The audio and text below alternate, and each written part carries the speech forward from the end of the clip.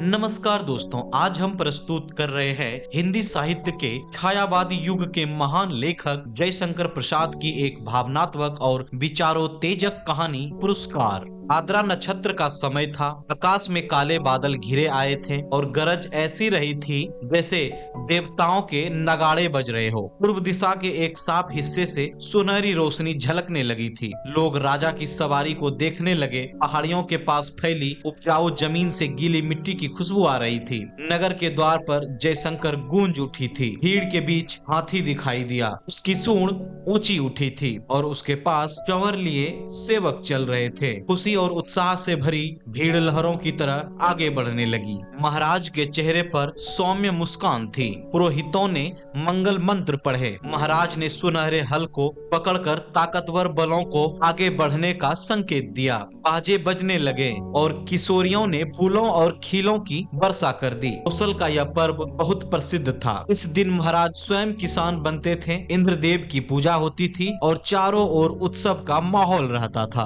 पहाड़ी भूमि पर इकट्ठा होकर आनंद मनाते थे। हर साल यह कृषि उत्सव बड़े उत्साह से मनाया जाता और दूसरे राज्यों के राजकुमार भी इसमें भाग लेने आते। मगध का एक राजकुमार अरुण अपने रथ पर बैठा बड़े कुतूहल से यह दृश्य देख रहा था। बीजों का एक बाल लिए कुमारी मधुलिका महाराज के साथ थी। बीज बोते हुए महाराज जब हाथ बढ़ाते तब मधुलिका उनके सामने काल कर देती। यह खेत मधुलिका का था जो इस साल महाराज की खेती के लिए चुना गया था। इसीलिए बीज देने का सम्मान मधुलिका को ही मिला। वह कुमारी थी, सुंदर थी। कौसे यवसन उसके शरीर पर इधर उधर लहरता हुआ स्वयं शोभित हो रहा था। वह कभी उसे संभालती और कभी अपने रूखे अलंगों को कृषक बालिका के शुभ्र भाल पर श्रम कनों की भी कमी न थी। वे सब बरौनियों में गूंथे जा रहे थे। सम्मान और लज्जा उसके अथरों पर मंद मुस्कुराहट के साथ सिहर उठते, किंतु महाराज को बीज देने में उसने शिथिलता नहीं की। सब लोग महाराज का हल चलाना देख रहे थे, विस्मय से, कुतूहल से, और अरुण देख रहा था कृषक कुमारी मधुलिका को। कितना भोला सौंदर्य, कितनी सरल चितवन। उत्सव का प्रधान नृत्य समाप्त हो गया। महाराज ने मधुलिका के खेत का पुरस्कार दिया। थाल में कुछ स्वर्ण मुद्राएं, वह राजकीय अनुग्रह था। मधुलिका ने थाली सिर से लगा ली, किंतु साथ उसमें की स्वर्ण मुद्राओं को महाराज पर न्योछावर करके बिखेर दिया। मधुलिका की उस समय की ऊर्जिस्वत मूर्ति लोग आश्चर्य से देखने लगे। महाराज की भ्रिकुटी भी जरा चढ़ी ही थी कि मधुलिका ने सविनय कहा, देव, यह मेरे पितामहों की भूमि है। इसे बेचना अपराध है, इसीलिए मूल्य स्वीकार करना मेरी सामर्थ्य के बाहर है। महाराज के बोलने के पहले ही वृद्ध मंत्री ने तीखे स्वर से कहा, अब वो क्या बक रही है? राजकीय अनुग्रह का पुरस्कार तेरी भूमि से चौगुना मूल्य है। फिर कौशल का तो यह सुनिश्चित राष्ट्रीय नियम है। तू आज से राजकीय रक्षण पाने की अधिकारिणी हुई। इस धन से अपने को सुखी बना। राजकीय रक्षण की अधिकारिणी तो सारी प्रजा है। मंत्रीवर महाराज, वो भूमि समर्पण करने में तो मेरा कोई विरोध ना था और ना है, किंतु मूल्य स्वीकार करना असंभव है। मधुलिका उत्तेजित हो उठी। महाराज के संकेत करने पर मंत्री ने कहा, देव, वाराणसी युद्ध के अन्यतम वीर सिंह मित्र की यह एकमात्र कन्या है। महाराज चौंक उठे। सिंह मित्र की कन्या, जिसने मगध के सामने कौशल की लाज रख ली थी, उसी वीर की मधुलिका कन्या है? हाँ देव, सविनय मंत्री ने कहा। इस उत्सव के परंपरागत नियम क्या है? मंत्रीवर महाराज ने पूछा। देव, नियम तो बहुत साधारण है। किसी भी अच्छी भूमि को इस उत्सव के लिए चुनकर नियमानुसार पुरस्कार स्वरूप उसका मूल्य दे दिया जाता है। वह भी अत्यंत अनुग्रह पूर्वक, अर्थात भू समर्पित का चौगुना मूल्य उसे मिलता है। उस खेती को वही व्यक्ति वर्ष भर देखता है, वह राजा का खेत कहा जाता है। महाराज को विचार संघर्ष से विश्राम की अत्यंत आवश्यकता थी। महाराज चुप रहे। जय घोष के साथ सभा विसर्जित हुई। सब अपने अपने शिविरों में चले गए, किंतु मधुलिका को उत्सव में फिर किसी ने ना देखा। यह अपने खेत की सीमा पर विशाल मधुक वृक्ष के चिकने हरे पत्तों की छाया में अनमनी चुपचाप बैठी रही। रात्रि का उत्सव अब विश्राम ले रहा था। राजकुमार अरुण उसमें सम्मिलित नहीं हुआ। अपने विश्राम भवन में जागरण कर रहा था। आंखों में नींद ना थी। प्राची में जैसी कुलाली लिख रही थी। वह रंग उसकी आंखों आंखों में था। सामने देखा तो मुंडेर पर पोती एक पैर पर खड़ी पंख फैलाए अंगड़ाई ले रही थी। अरुण उठ खड़ा हुआ। द्वार पर सुसज्जित अश्व था। यह देखते देखते नगर तोरण पर जा पहुंचा। रक्षक गण ओंग रहे थे। अश्व के पैरों के शब्द से चौंक उठे। युवक कुमार तीर सा निकल गया। सिंधु देश का तरंग प्रभात के पवन से पुलकित हो रहा था। घूमता घूमता अरुण उसी मधुक वृक्ष के नीचे पहुंचा, जहाँ मधुलिका अपने हाथ पैर सिर धरे हुए इन निद्रा का सुख ले रही थी। अरुण ने देखा एक छिन्न माधविलता वृक्ष की शाखा से च्युत होकर पड़ी है। सुमन मुकुलित भरमन निरपंथ थे। अरुण ने अपने अश्व को मौन रहने का संकेत किया उस सुषमा को देखने के लिए, परंतु कोकिल बोल उठा। जैसे उसने अरुण से प्रश्न किया, छी कुमारी के सोए हुए सौंदर्य पर दृष्टिपात करने वाले दुष्ट, तुम कौन? मधुलिका की आंखें खुल पड़ी। उसने देखा एक अपरिचित युवक। वह संकोच से उठ बैठी। भद्रे, तुम ही ना कल के उत्सव की संचालिका रही हो? हाँ, उत्सव ही तो था। कल उस सम्मान क्यों आपके कल का स्वप्न सता रहा है? आप क्या मुझे इस अवस्था में संतुष्ट ना रहने देंगे? मेरा हृदय तुम्हारी उस छवि का भक्त बन गया है देवी। मेरे उस अभिनय का, मेरी विडम्बना का। आह, मनुष्य कितना निर्दय है। अपरिचित, क्षमा करो, जाओ अपने मार्ग। सरलता की देवी, मैं मगध का राजकुमार तुम्हारे अनुग्रह का प्रार्थी हूँ। मेरे हृदय की भावना अब गुंठन में रहना नहीं जानती। उसे अपनी राजकुमार, मैं कृषक बालिका हूँ, आप नंदन बिहारी, और मैं पृथ्वी पर परिश्रम करके जाने वाली। आज मेरी स्नेह की भूमि पर से मेरा अधिकार छीन लिया गया है। मैं दुख से विकल हूँ। मेरा उपहास ना करो। मैं कौशल नरेश से तुम्हारी भूमि तुम्हें दिलवा दूंगा। नहीं, वह कौशल का राष्ट्रीय नियम है। मैं उसे बदलना नहीं चाहती, चाहे उसमें मुझे कितना ही दुख हो। तब तुम्हारा रहस्य क्या है? यह रहस्य मानव हृदय का है, मेरा नहीं। राजकुमार, नियमों से यदि मानव हृदय बाध्य होता तो आज मगध के राजकुमार का हृदय किसी राजकुमारी की ओर न खींचकर एक कृषक बालिका का करने न आता। मधुलिका उठ खड़ी हुई। चोट खाकर राजकुमार लौट पड़ा। किशोर किरणों में उसका रत्न किरीट चमक उठा। अश्ववेग से चला जा रहा था और मधुलिका निष्ठुर प्रहार करके क्या स्वयं आहत ना हुई कि हृदय में टीस सी होने लगी। वह सजल नेत्रों से उड़ती हुई फूल देखने लगी। मधुलिका ने राजा का प्रतिपादन अनुग्रह नहीं लिया। वह दूसरे खेतों में काम करती और चौथे पहर रुखी सुखी खाकर पड़ी रहती। मधु वृक्ष के नीचे छोटी सी पूर्ण कुटीर थी। सूखे डंठलों से उसकी दीवार बनी थी। मधुलिका का वह आश्रय था। कठोर परिश्रम से जो रोखा अन्न मिलता वही उसकी सांसों को बढ़ाने के लिए पर्याप्त था। दुबली होने पर भी उसके अंग पर तपस्या की क्रांति थी। आसपास के कृषक उसका आदर करते। वह एक आदर्श बालिका थी। इन सप्ताह, महीने और वर्ष बीतने लगे। शीतकाल की रजनी, मेघों से भरा आकाश, जिसमें बिजली की दौड़ धूप, मधुलिका का छाजन टपक रहा था। ओढ़ने की कमी थी। वह ठिठुर कर एक कोने में बैठी थी। मधुलिका अपने अभाव को आज बढ़ाकर सोच रही थी। जीवन में सामंजस्य बनाए रखने वाले उपकरण तो अपनी सीमा निर्धारित रखते हैं, परंतु उनकी आवश्यकता और कल्पना भावना के साथ बढ़ती घटती रहती है। आज बहुत दिनों पर उसे बीती हुई बात स्मरण हुई। दो नहीं 3 वर्ष हुए होंगे। इसी मधुक के नीचे प्रभात में तरुण राजकुमार ने क्या कहा था, वह अपने हृदय से पूछने लगी। उन चाटुकारी के शब्दों को सुनने के लिए उत्सुक सी वह पूछने लगी, क्या कहा था? दुख दुग्ध हृदय उन स्वप्न सी बातों को स्मरण रख सकता था, और स्मरण ही होता तो ही कष्टों की इस काली निशा में वह कहने का साहस करता। हार ही विडम्बना। आज मधुलिका उस बीते हुए क्षण को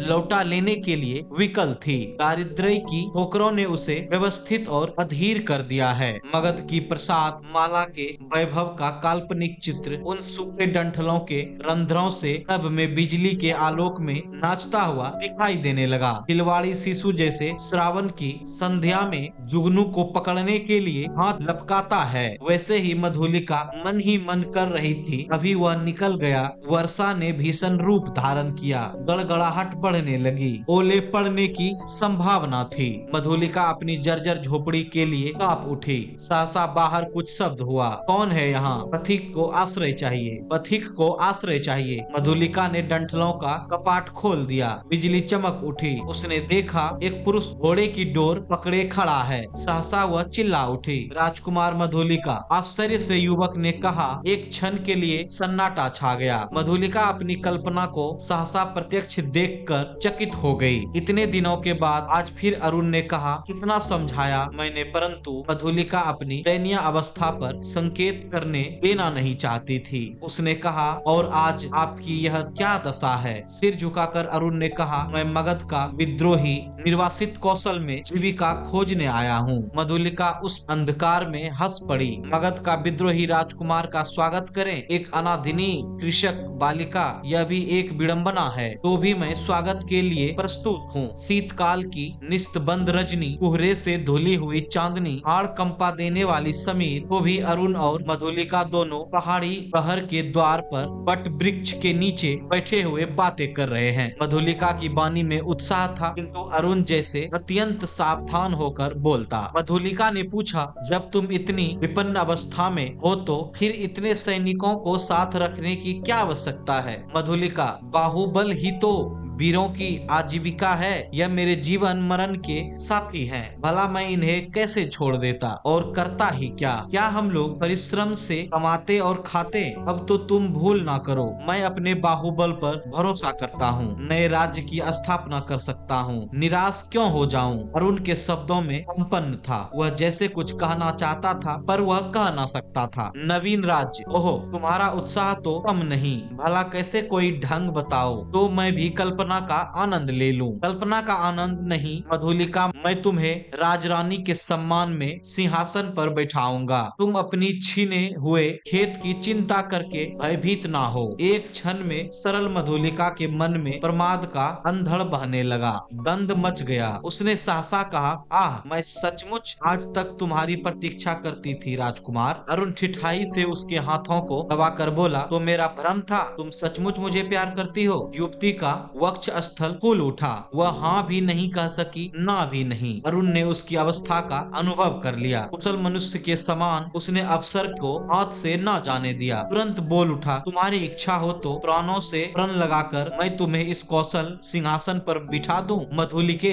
अरुण के खड़क का आतंक देखोगी। मधुलिका एक बार कांप उठी। वह कहना चाहती थी नहीं, किंतु उसके मुंह से निकला क्या? सत्य मधुलिका, कौशल नरेश तभी से तुम्हारे लिए चिंतित है। या मैं जानता हूँ तुम्हारी साधारण सी प्रार्थना यह अस्वीकार न करेंगे। और मुझे यह भी विदित है कि कौशल के सेनापति अधिकांश सैनिकों के साथ पहाड़ी बस्तियों का दमन करने के लिए बहुत दूर चले गए हैं। मधुलिका की आंखों के आगे बिजलियां हंसने लगी। दारुण भावना से उसका विकृत हो उठा।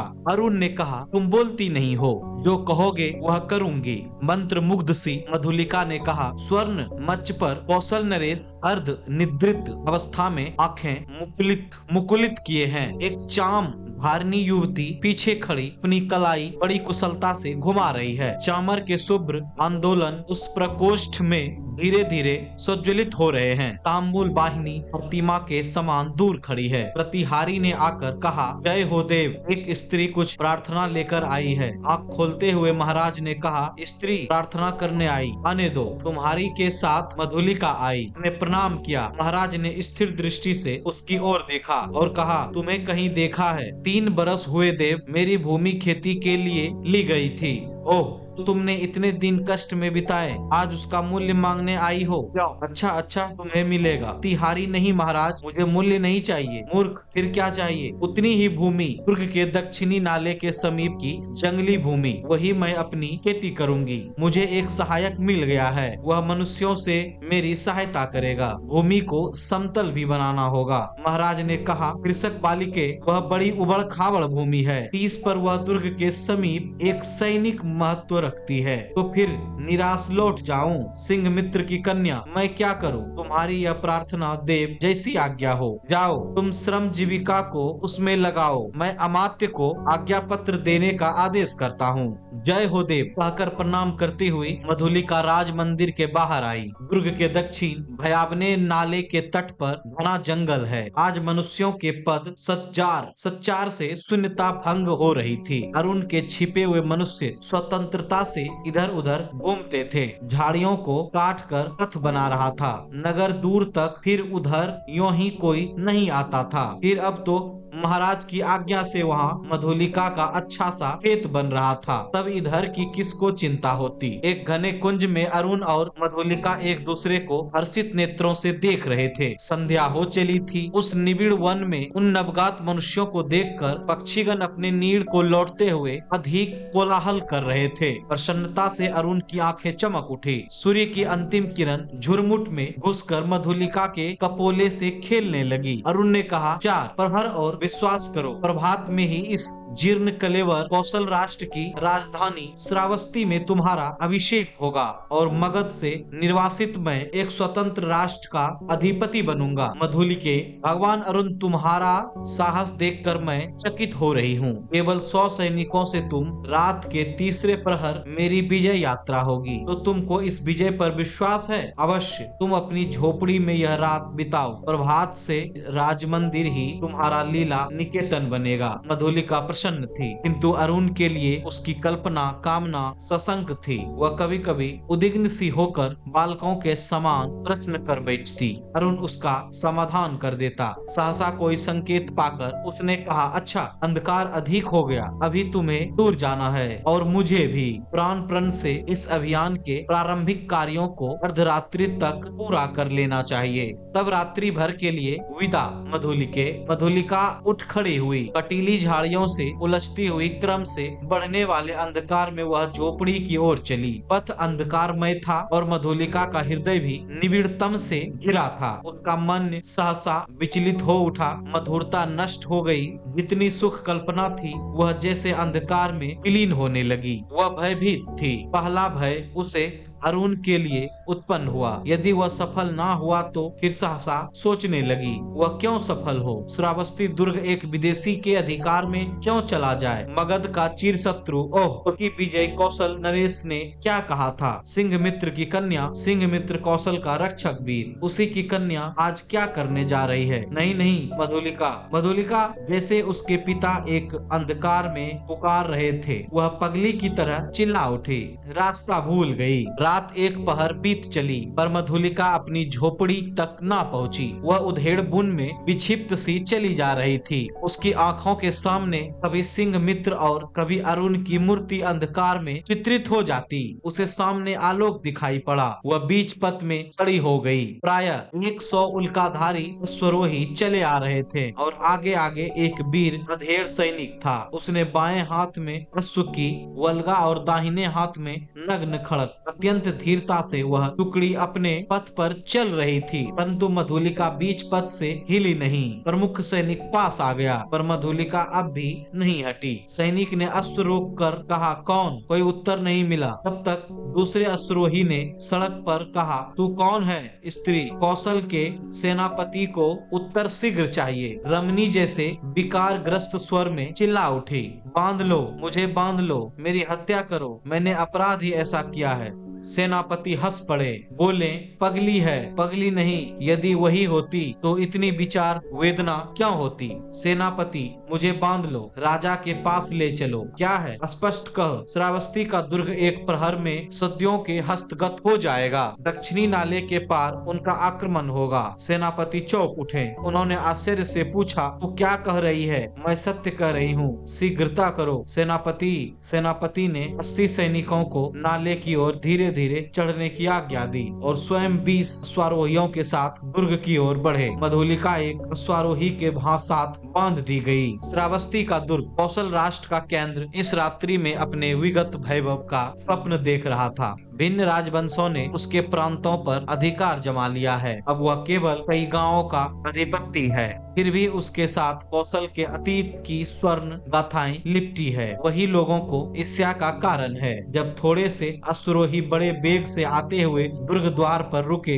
तब दुर्ग के प्रहरी चौंक उठे। उल्का के आलोक में उन्होंने सेनापति को पहचाना। द्वार खुला, सेनापति घोड़े की पीठ से उतरे। उन्होंने कहा, अग्निसेन, दुर्ग में कितने सैनिक होंगे? सेनापति की जय हो। 200। उन्हें शीघ्र ही एकत्र करो, परंतु बिना किसी शब्द के 100 को लेकर तुम शीघ्र ही चुपचाप दुर्ग के दक्षिण की ओर चलो। आलोक और शब्द ना हो। सेनापति ने मधुलिका की ओर देखा। वह खोल दी गई। उसने अपने पीछे आने का संकेत कर सेनापति राजमंदिर की ओर बढ़े। प्रतिहारी ने सेनापति को देखते ही महाराज को सावधान किया। वह अपनी सुख निंद्रा के लिए प्रस्तुत हो रहे थे, किंतु सेनापति और साथ में मधुलिका को देखते ही चंचल हो उठे। सेनापति ने कहा, जय हो देव, इस स्त्री के कारण मुझे इस समय उपस्थित होना पड़ा है। महाराज ने स्थिर नेत्रों से देखकर कहा, सिंह मित्र की कन्या फिर यहाँ क्यों? क्या तुम्हारा क्षेत्र नहीं बन रहा है? कोई बाधा? सेनापति, मैंने दुर्ग के दक्षिणी नाले के समीप की भूमि इसे दे दी है। क्या इसी संबंध में तुम कहना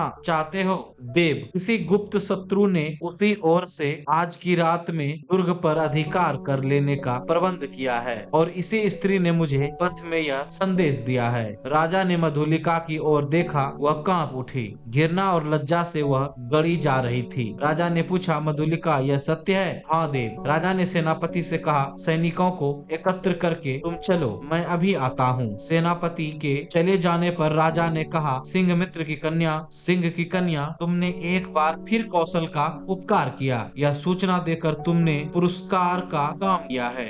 अच्छा, तुम यहीं ठहरो, पहले उन अत्ताइयों का प्रबंध कर लूं। अपने साहसिक अभियान में अरुण बंदी हुआ और दुर्ग उल्का के आलोक में अतिरंजित हो गया। भीड़ ने जय घोष किया। सबके मन में उल्लास था। श्रावस्ती दुर्ग आज एक दस्यु के साथ में जाने से बचा था। आवाल वृद्ध नारी आनंद से उन्मत्त हो उठे। उषा के आलोक में सभा मंडप दर्शकों से भर गया। बंदी अरुण को देखते ही जनता ने रोष से हुकार करते हुए कहा, वध करो। राजा ने सबसे सहमत होकर आज्ञा दी। प्राण दंड। मधुलिका बुलाई गई। वह पगली सी आकर खड़ी हो गई। कौशल नरेश ने पूछा, तुम्हें जो पुरस्कार लेना हो मांग। वह चुप रही। राजा ने कहा, मेरी निज की जितनी खेती है मैं तुझे देता हूँ। मधुलिका ने एक बार बंदी अरुण की ओर देखा। उसने कहा, मुझे कुछ ना चाहिए। अरुण हंस पड़ा। राजा ने कहा, नहीं, मैं तुझे अवश्य दूंगा, मांग ले तो मुझे भी